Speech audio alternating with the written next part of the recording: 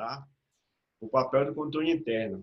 Como é que ele funciona, tá? Tanto nas autarquias, tá? Nas fundações, nas entidades públicas da administração direta e indireta. A gente vai trabalhar o que hoje? Justamente o que?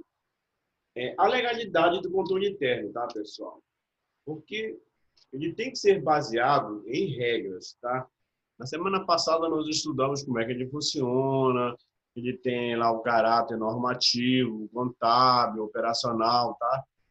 Então hoje nós vamos trabalhar essa outra base dele, ou seja, como é que ele atua de forma legal para ajudar o gestor público, tá? Ele dá esse apoio para ajudar o gestor público, ou seja, obedecendo a economicidade, a eficiência, a eficácia, a efetividade e principalmente a transparência, tá, pessoal? A gente sempre fala para vocês o que é ser transparente, né? Porque o controle interno ele tem que ser transparente. Por quê, pessoal? Porque o controle interno ele se baseia em trazer para a gestão pública os atos da gestão. Então, esses atos da gestão eles têm que ser de forma bem transparente, claro. Tá? Não pode ficar nenhuma dúvida. Tá? Ou seja, então o controle interno ele pode ser usado também de maneira preventiva, de maneira detectiva ou corretiva. Mas o ideal para o gestor público é ele usar o controle interno de forma preventiva, pessoal. Por quê, pessoal? O ideal é esse, de usar de forma preventiva. Porque a prevenção, ela evita que aconteça falhas. Né? Porque se eu vou trabalhar de forma detectiva ou corretiva, já aconteceram as falhas. Né? Aí eu já vou corrigir algo que aconteceu. Então, o ideal, tá, pessoal, para o gestor público é ele trabalhar esse controle interno de forma preventiva. Por quê, pessoal? Porque a prevenção, ela visa dar transparência nos atos. Tá? Então, o controle interno ele não pode ser confundido com a auditoria, porque a auditoria ela é uma coisa esporádica. Tá? Ela pode acontecer através de um pedido, através de uma solicitação. Já a controladoria, que é onde está o controle interno, é uma coisa cotidiana, uma coisa que acontece no dia a dia das organizações, tanto nas empresas públicas como nas empresas privadas. Então, ele acontece no dia a dia das organizações. Então, por isso que ele não deve ser confundido, tá, pessoal? Ele tem que ser bem separado. A auditoria é uma coisa, controle interno é outra coisa, totalmente diferente. A gente não pode fazer essa confusão, tá? Então, o que é que nós acabamos de ver? O controle interno ele pode atuar de forma preventiva, de forma detectiva e de forma corretiva, mas o ideal para o gestor público é usar de forma preventiva, ou seja, a prevenção. Então, este é o papel do controle interno, como é que ele pode ser usado. Tá? Então, esse papel fundamental para ajudar o gestor público nas suas decisões. Tá? Por exemplo, tem prefeituras, municípios pequenos, nas suas prefeituras, que o próprio prefeito é o ordenador de despesa. E não pode, gente. Porque o prefeito é para ele gerir o município. Tá? Então, quando ele é o próprio gestor, é o próprio ordenador de despesa, ele vai estar acumulando funções. Né? Ele vai estar acumulando, então ele teria que ter um ordenador de despesa para trabalhar para ele. É diferente nos órgãos, nós temos um secretário e temos um ordenador de despesa, tá? Que vai autorizar. Nas prefeituras de municípios pequenos, é o contrário. O próprio prefeito é o gestor. Agora, imagine, ele gerir o município e está autorizando despesas. Né? Olha só como é que fica esse controle interno, fica meio complicado, né? Dentro da gestão pública. Então, Vira. aí, Oi. diga, Gringo. Quer falar? Então, sim. Falou Oi? você colocou você colocou você pontuou algo importante, né? Sim. Em que você fala sobre gestão e aí você fala sobre o ordenador de despesa.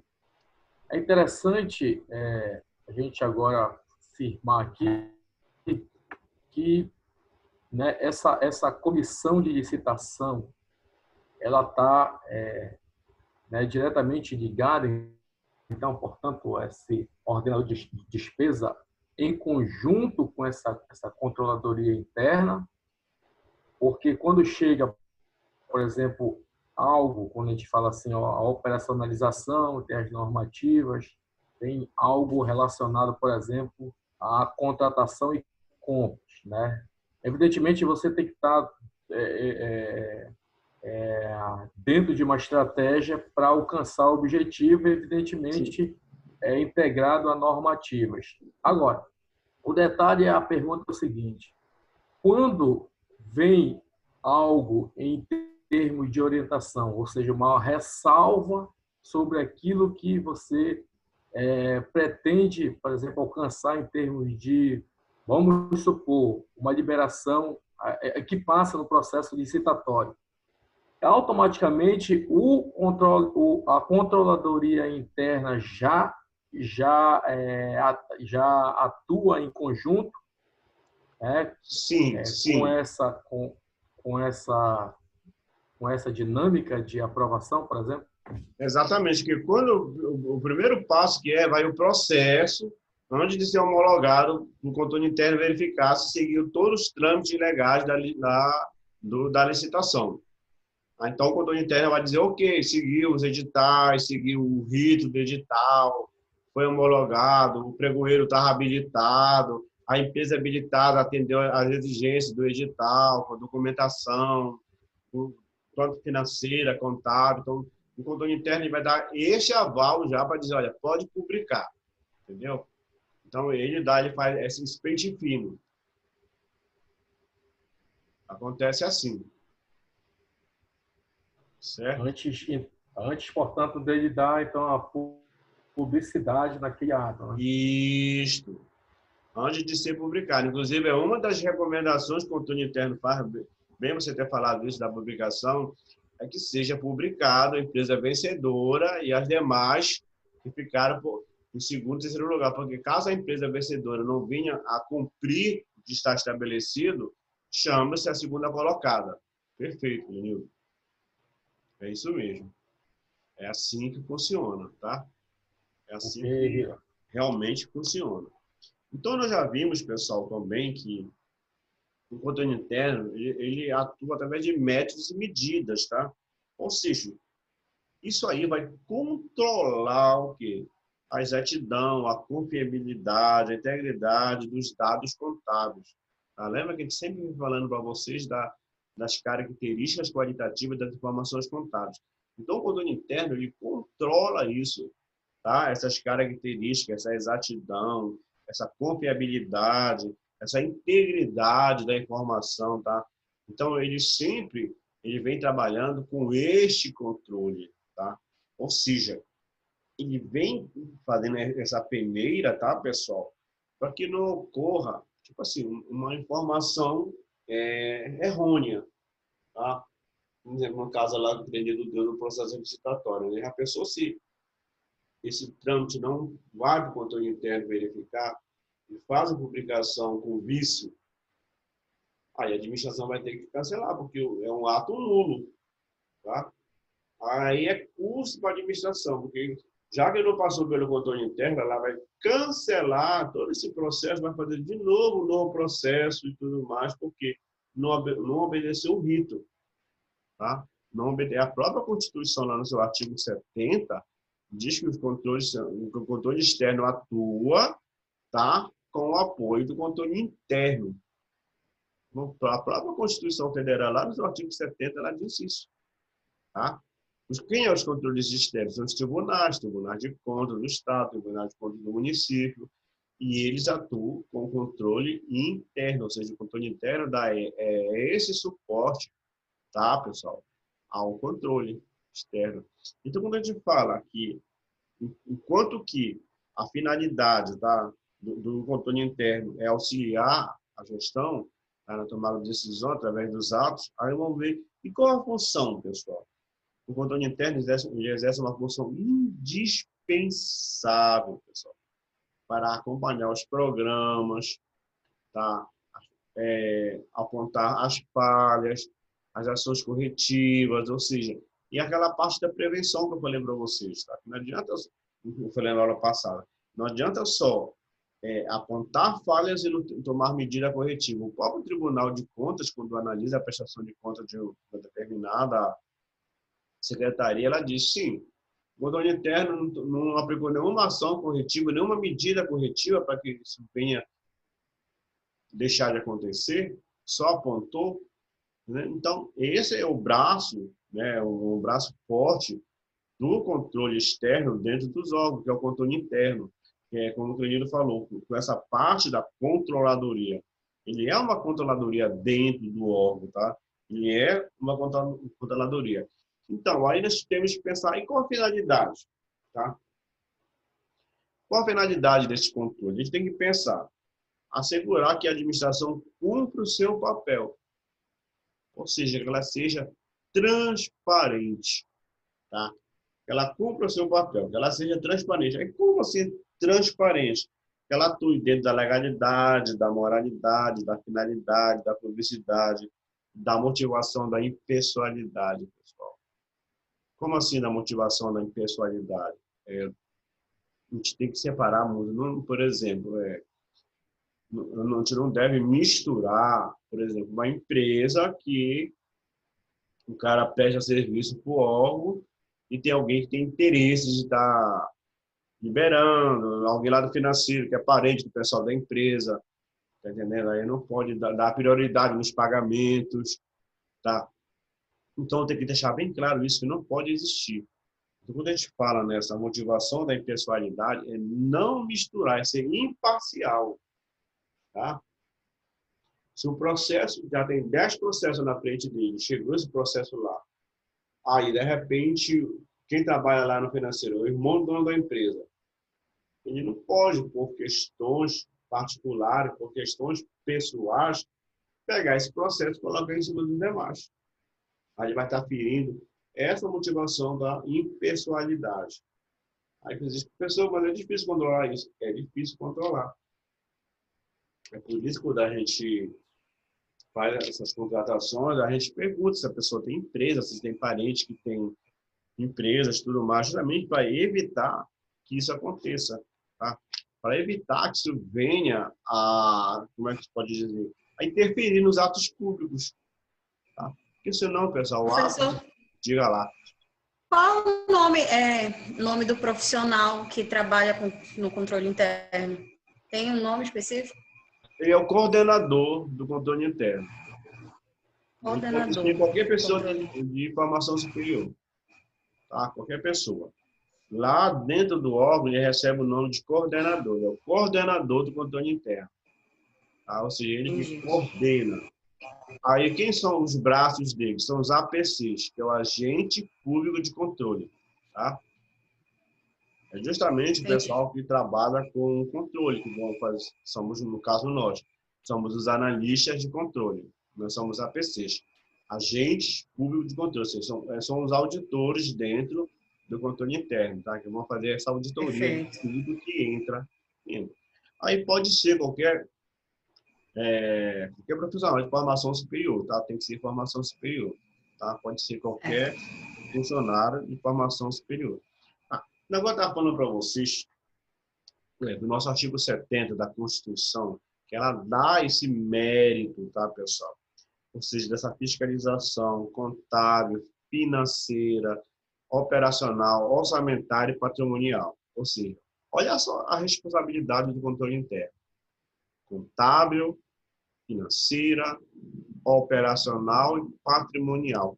Toda essa, né, ou seja, todo esse engajamento legal para que a coisa aconteça, para que a coisa flua. Ou seja, todo esse embasamento legal, ou seja, como ele diz, qualquer pessoa que pega recursos públicos, tá? Por exemplo, a Laís, ela vai fazer um evento e ela vai pegar um subsídio público para realizar o evento. Ela vai ter que prestar contas desse dinheiro, tá? E esse dinheiro que nós chamamos que é um convênio, ele vai passar pelo controle interno para analisar se realmente se ela usou o dinheiro para aquela finalidade que estava especificada no projeto. Aí ele vai aprovar ou não a prestação. Tá? De repente, a Laís pegou lá 20 mil reais para um projeto lá da rua dela lá e tudo mais, e usou com outra finalidade, prestou conta. Ela já saiu da finalidade do projeto, ela já saiu do objeto do convênio. Ela pode ser autuada, multada. Então, quando a gente fala, quando o interno vai fazer essa fiscalização contábil, financeira, operacional, orçamentária e patrimonial, então vai envolver toda essa gama de responsabilidade. E o controle interno, pessoal, como eu falei para vocês na aula passada, ele atua de maneira solidária, tá? Ele responde solidariamente pelos atos da administração, tanto da administração direta e indireta, essas entidades do setor público, tá? Então, ele tem essa atuação, tá? Ele tem essa atuação direta e indireta, ele atua com esse fundamento, tá? O controle interno. Ele tem essa visão. Quando a gente começa a falar lá dos princípios lá, tem que entender o princípio da moralidade, da impessoalidade, da publicidade, da eficiência. Eu tenho que trabalhar isso bem alinhado para não deixar passar erros, tá? É como agora o Candido deu o exemplo lá do processo licitatório. O controle interno ele não vai participar da licitação. Ele vai analisar se os ritos do processo foram cumpridos. Tá? Ele vai analisar se o edital, se as empresas atenderam o edital, se a documentação da empresa está tudo ok, tá? Se os balanços estão ok, se a documentação apresentada, tá? Tudo isso. Aí de lá, sim, ele manda para que seja publicado. Ou seja, aí lá vendo, nós vamos atender o princípio da publicidade, né? Dos atos públicos. Ele manda para ser publicado. Aí nós vamos atender este princípio da publicidade. Ou seja, olha só a responsabilidade, né, do controle interno para as entidades públicas. Olha só quando ele trabalha com métodos, com medidas de segurança, né, para precaver, né, atos antieconômicos, atos corruptivos, ato contra a lesão do patrimônio público. Então, tudo isso, né, nós temos que trabalhar dentro do controle interno. Inclusive, vocês têm questões lá no questionário de vocês que falam disso daí, tá? Dessas medidas, né, do controle interno. Mas o controle interno, a pessoa que trabalha com detecção, não, o controle interno ele age com medida de prevenção, tá?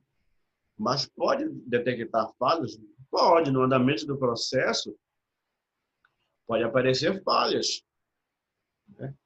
No andamento do processo pode aparecer, então nós temos que ter bastante cuidado com isso, né? Ou seja, quando ele atua de forma legal, econômica, eficiente, eficaz, efetiva, e que seja transparente, nós temos que pensar, o que é transparência? O que é ser transparente? É trazer tudo de forma clara, né? É trazer tudo de forma que todos possam entender que aquela finalidade está sendo cumprida. Isto é a forma transparente. Eu verificar que tudo isso está sendo atendido. E tudo isso está dentro do contexto das normas. Eu tenho que pensar isso. Porque se eu for trabalhar só a parte de analisar, como assim, pessoal? Só analisar. Ah, chegar no processo, assina, manda embora. Assina, manda embora. Não funciona assim.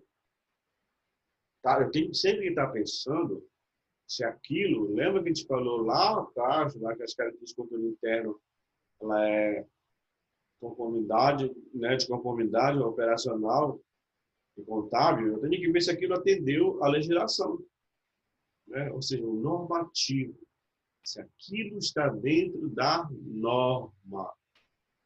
Por exemplo, o processo licitatório, quando ele chega no controle interno, é para atender essa característica normativa. Se aquilo está dentro da norma. Jamais, por exemplo, quando a gente for analisar uma obra, dentro do controle interno não tem engenheiro. Então, a gente vai analisar a parte formal.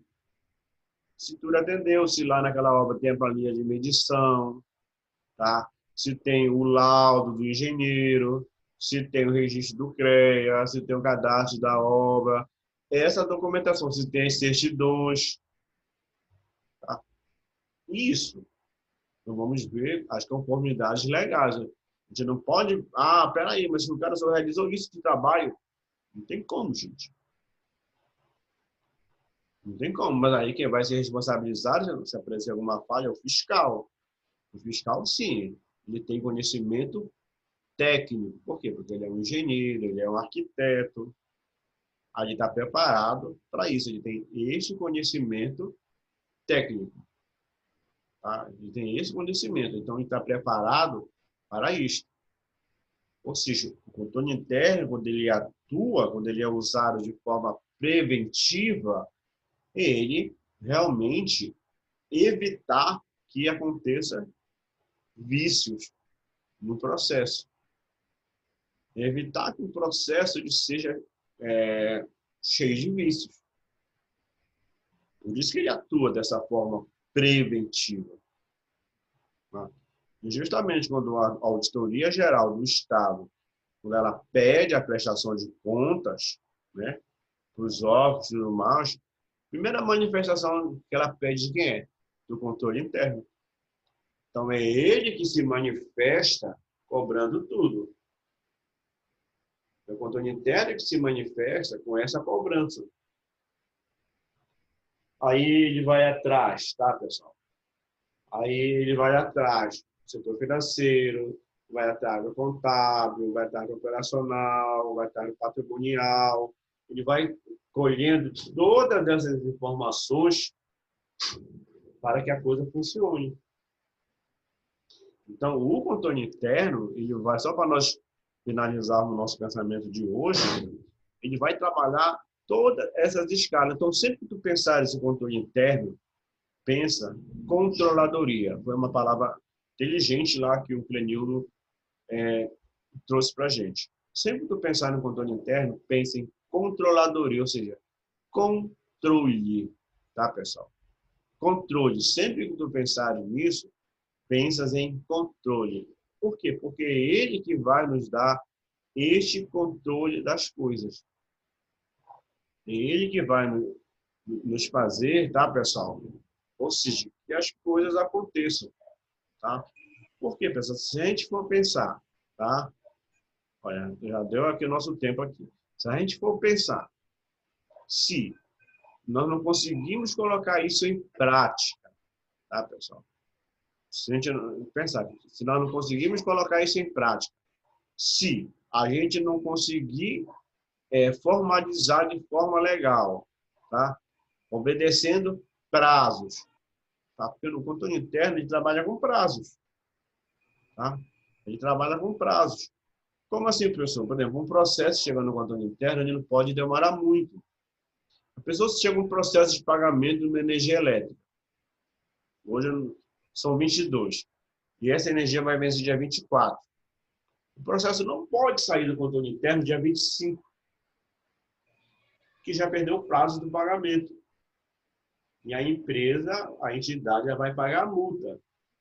Não é intenção, tá, pessoal, das administrações pagarem multa. Então, tem que obedecer prazo. Tá? Chegou, tem as prioridades. Porque no caso do fornecedor, não tem vencimento. Né?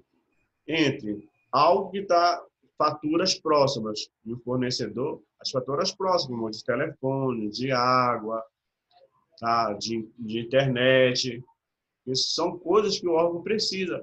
São serviços de necessidade mesmo. Então, a gente não pode deixar que isso venha acontecer, não perder prazo. Então, quando a gente começa a pensar que nessa finalidade, que assegurar que a administração atue dentro dos princípios da legalidade, da moralidade, da impersonalidade, da publicidade, da motivação da impessoalidade, eu tenho que pensar nisso. Eu tenho que sempre pensar na motivação do mérito. Ou seja, qual foi essa motivação do mérito? O que me levou a agir desta maneira? Qual foi aquele ato de estar devidamente formalizado? Tem que pensar nisso. Né? É que nem, por exemplo, se você se inscreve no concurso, tá? Você se inscreveu no concurso. Aí, você emitiu o boleto e tem um vencimento do boleto. Mas aí você não pagou aquele boleto no vencimento, você já está fora do concurso. Você não conseguiu. O simples fato de você ter se inscrito não quer dizer que você vai participar do certame. Por quê? Você não cumpriu a outra etapa, que era o pagamento. Né? Que era o pagamento. Entendeu? Diga lá, meu querido. Tudo bom? Tudo bem, boa noite. O teu áudio está bem baixo. Tá baixo? Quer fazer alguma pergunta? Não, agora não. Desculpa, é o atraso. Acho que é de cabeça. Está quase finalizando, mas importante que você veio dar um alô para todo mundo e veio participar ainda. Isso é importante. Então, como a gente estava falando ainda desses princípios, né, que deve atender, tá? Do contorno interno, principalmente, pessoal, se liga nesse princípio da motivação da impessoalidade. Tá? A motivação da impessoalidade, ou seja, tem que ser imparcial. O gestor público ele tem que ser imparcial. Tá? Ou seja, tem que atender esse princípio. Tá? Os demais é fácil, né, pessoal? A gente falar de legalidade, moralidade, finalidade, publicidade. Tá? Mas quando a gente fala da motivação da pessoalidade, isso aí é muito difícil, às vezes, de ser cumprido. Por quê? É difícil as pessoas serem imparcial. Né? De repente, né, quando a gente fala aquela parte lá de fraude, que o fraude é quando alguém tira benefício para você ou para terceiros, né, aí é difícil. Né? A gente pensar nesta forma. É difícil a gente poder separar isso. Né? Então, só para nós finalizarmos aqui a nossa aula de hoje, o que é que nós vimos hoje em relação ao controle interno? Tá? Ele pode atuar tanto em forma preventiva, detectiva e corretiva.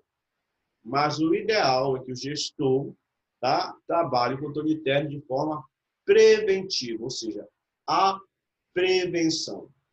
Este é o ideal, tá? Que ele trabalhe esta prevenção. Tá? Esta é a forma ideal. Vimos também que o controle interno ele visa o quê? Controlar os atos da administração com exatidão, com a confiabilidade, com a integridade dos dados contábeis. Ou seja, esses dados eles têm que estar corretos, tá? Para que não seja influenciado numa tomada de decisão incorreta. Tá? Vimos também, no nosso ponto de hoje, que o controle interno ele vai atuar de forma legal, econômica, eficiente, eficaz, efetiva e transparente. Né? Vamos lá de novo? De forma legal, econômica, eficiente, eficaz, efetiva e transparente. Ou seja, para que todos os atos sejam devidamente transparentes. Tá? Vimos, por final, o artigo 70 da Constituição, tá? Ou seja, que ele atribui a finalidade do controle interno, a atuação do controle interno, ou seja, ele vai atuar na fiscalização na contábil, financeira, orçamentária, tá? Operacional e patrimonial. Então, tudo isso, pessoal, passa pelo nosso controle interno. Tudo isso, o controle interno, faz essa devida atuação. Tá? Então, a gente tem que pensar nisso. Tá? O artigo 70, se tu tiveres um tempinho, baixa esse artigo da Constituição Federal. É um artigo pequeno, dá uma lida nele. Tá? Dá uma lida. Ou seja, como é que exerce, como é que é feita essa fiscalização? Tá? Contábil, financeira, operacional, orçamentária e patrimonial. Ou seja, o controle externo Ele faz essa caracterização, mas ele atribui, ele delega isso daí os controles internos. Tá? Ele delega essa responsabilidade. É por isso que o controle interno ele responde solidariamente. Tá? Por quê, pessoal? Por causa dessa delegação de autoridade. Né? Lembra que eu falei para vocês, quando a gente faz a nossa prestação de contas, né? Primeiro que ou seja, tipo assim, primeiro quem é cobrado é o controle interno. É o controle interno que reúne todos os dados, tá? Para poder enviar para os tribunais, para a Auditoria Geral do Estado. É o controle interno que faz isso, tá, pessoal? Então, o nosso recado de hoje foi este, tá, pessoal? Obrigado pela participação de vocês, tá? Não esquece de responder o questionário até domingo, tá, pessoal? O nosso questionário vai ser domingo, até as 23h55. Dica para você: lê cada questão, analisa, anota do lado, tá, pessoal? Depois marca, tá? Depois marca. Tem aluno que já fechou a nota, mas você tem até domingo, tá? Um abraço para todos, uma boa noite e até a próxima sexta, ok, meus queridos? Tchau, professor. Tchau, Obrigada. se cuidem, tá? Não saiam de casa, se cuidem. Boa noite, professor. Boa noite, Boa noite. gente. Tchau, Boa tchau. noite. Tchau. Tchau. Tchau, boa noite. Boa noite. Boa noite, professor.